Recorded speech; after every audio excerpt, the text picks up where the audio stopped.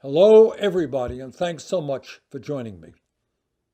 At a time when the President of the United States is waging an unrelentless war against democracy, when we are experiencing the worst public health crisis in 100 years, when climate change is threatening the planet with massive destruction, and when systemic racism continues to rear its ugly and murderous hand, we cannot forget another catastrophic reality, and that is that the working class of America is experiencing more economic devastation today than at any time since the Great Depression of the 1930s.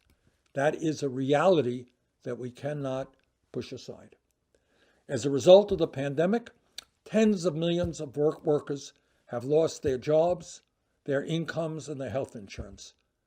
Today, hunger is at its highest level in decades. Over 500,000 Americans are now homeless as we speak, and 30 million more face eviction because they don't have the income to pay their rent. And in the midst of this murderous pandemic, if you can believe it, more than 90 million of our people are uninsured or underinsured and cannot afford to go to a doctor when they get sick. While the official unemployment rate is now 6.9%, the truth is that 1 out of every 4 U.S. workers in October was either unemployed or was earning a starvation income of less than $20,000 a year, and nobody can live on that. And as bad as the economy has been in general, it has been far worse for African American and Latino workers. During the pandemic, nearly 60% of Latino families and 55% of African American families have either experienced a job loss or a pay cut.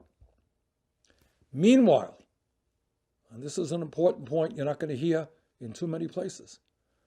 Meanwhile, as millions live in fear and economic desperation, the pandemic has not been financially unkind to all.